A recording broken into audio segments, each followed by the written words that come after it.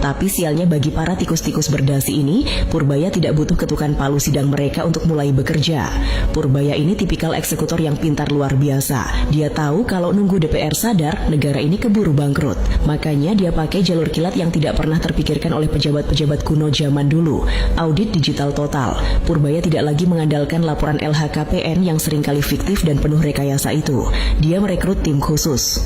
Bukan sembarang PNS yang kerjanya main game Zuma saat jam kerja, melainkan jajaran pakar IT papan atas, bahkan beberapa di antaranya adalah hacker dan spesialis forensik digital tingkat dewa yang biasa melacak jalur uang gelap internasional. Tim ini bekerja dalam senyap, di bawah radar, tapi efeknya lebih mematikan daripada rudal balistik. Selama puluhan tahun, pejabat era lama merasa aman karena mereka pikir uang hasil jarahan mereka sudah disembunyikan dengan rapi di perbankan luar negeri yang punya sistem kerahasiaan super ketat, seperti di Swiss atau negara-negara tax haven.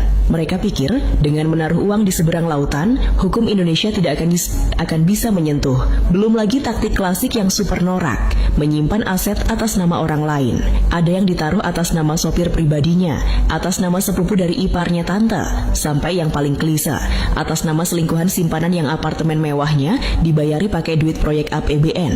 Mereka lupa, di era modern ini, setiap transaksi digital itu meninggalkan jejak kaki yang tidak bisa dihapus hanya dengan membersihkan histori browser. Tim IT bentukan Purbaya ini punya kemampuan untuk menembus dinding-dinding tebal perbankan Swiss tersebut melalui kerjasama internasional dan enkripsi tingkat tinggi. Mereka melacak aliran dana siluman ini bukan dari nama pemilik rekeningnya, tapi dari pola transaksinya. Begitu ada aliran dana janggal yang keluar dari proyek kementerian lama, langsung ditarik benang merahnya. Dan tebak apa yang mereka temukan?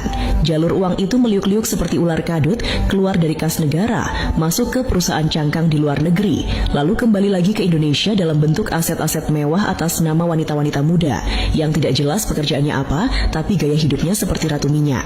Purbaya melihat ini bukan sebagai teka-teki, tapi sebagai target buruan. Begitu data digital ini valid, Purbaya tidak pakai drama panggil media buat konferensi pers yang mendayu-dayu. Dia langsung blokir, dia langsung kunci alirannya. Inilah yang dinamakan keunggulan mutlak Purbaya. Dia mengombinasikan visi ketegasan Prabowo dengan senjata teknologi modern. Sementara pejabat lama masih gagap teknologi dan cuma paham cara main aman pakai uang tunai di dalam kardus durian. Purbaya sudah bermain di level satelit. Pertunjukan baru saja dimulai, saudara-saudara. Ini baru babak pemanasan, baru kulit luarnya saja yang kita kupas. Di bawah sana ada tumpukan angka fantastis, sisa-sisa pesta pura pejabat era lama yang nilainya bikin kita elus dada sambil istighfar 1000 kali. Jangan kemana-mana, siapkan camilan kalian, karena setelah ini kita akan bongkar seberapa besar nominal dana siluman yang berhasil diendus oleh sang malaikat maut digital ini, dan bagaimana para tokoh vokal di Senayan mulai panik mencari tempat bersembunyi. Membongkar sisa pesta pora era lama dan arsitektur rekening simpanan. Nah, sekarang kita masuk ke bagian yang paling bikin tensi darah naik, yaitu soal angka. Kita tidak bicara soal uang receh miliaran rupiah yang biasa buat beli infografis atau bayar buzzer di media sosial. Angka yang ditemukan oleh tim IT Purbaya ini adalah angka-angka fantastis tingkat dewa, sisa-sisa dari pesta pora anggaran para pejabat era lama yang baru terendus sekarang. Selama bertahun-tahun mereka berdansa di atas penderitaan rakyat, minum sampahnya di ruang AC yang mewah, sementara rakyat di daerah pinggiran harus patungan cuma buat benerin jembatan bambu yang mau putus. Pesta itu sudah selesai, bos. Sekarang Purbaya datang sebagai petugas kebersihan yang tidak cuma menyapu lantai, tapi juga menyita seluruh isi dompet para tamu undangan yang pulang mabuk duit negara. Kalian harus paham bagaimana liciknya cara main mereka. Pejabat era lama ini merasa di atas angin karena mengira sistem perbankan Swiss yang legendaris itu tidak akan pernah bocor. Mereka pikir sistem Swiss bank account itu seperti kotak hitam pesawat yang tidak bisa dibuka oleh siapapun. Tapi mereka lupa, di bawah komando Presiden Prabowo, diplomasi internasional kita bukan lagi diplomasi minta maaf atau sekadar ramah tamah basa-basi. Prabowo memberikan posisi tawar yang kuat. Pilih kerja sama buka data aliran dana gelap atau hubungan dagang kita hitung ulang. Ditambah lagi dengan kecerdasan digital tim Purbaya, dinding tebal perbankan Swiss itu mendadak retak.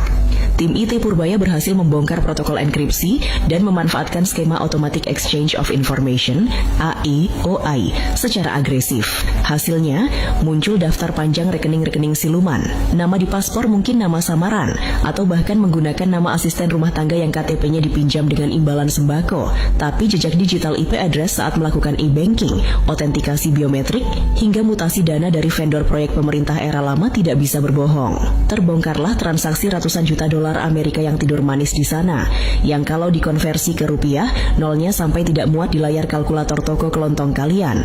Yang lebih menggelikan dan bikin kita elus dada adalah taktik menyembunyikan aset di dalam negeri menggunakan pihak ketiga, atau lebih tepatnya, pihak selingkuhan. Ini serius, bukan gosip akun lambe-lambean di Instagram. Hasil pelacakan forensik digital Purbaya menemukan pola aliran dana yang sangat konsisten. Setiap kali ada pencairan proyek infrastruktur atau pengadaan barang di Kementerian Era Lama, beberapa hari kemudian ada transferan berkala ke rekening perempuan-perempuan muda atau pembelian apartemen penthouse di kawasan SC Beda Atas, nama orang-orang yang tidak punya rekam jejak bisnis sama sekali. Logika sehatnya di mana? Seorang mantan model fiktif atau mahasiswa yang belum lulus, tiba-tiba punya aset properti senilai 50 miliar rupiah lengkap dengan beberapa unit Mini Cooper di garasinya. Begitu tim IT Purbaya melacak mundur digital footprint transaksinya, ternyata muaranya berasal dari rekening cangkang milik seorang oknum pejabat yang sering bicara soal kesejahteraan rakyat di televisi. Ini kan namanya komedi hitam yang sangat tidak lucu. Mereka menikmati fasilitas bintang 5 dari hasil memeras hak-hak dasar rakyat kecil. Inilah alasan mendasar mengapa RUU perampasan aset itu mandek, macet total, dan jalannya lebih lambat daripada siput yang sedang sakit saklar di Senayan.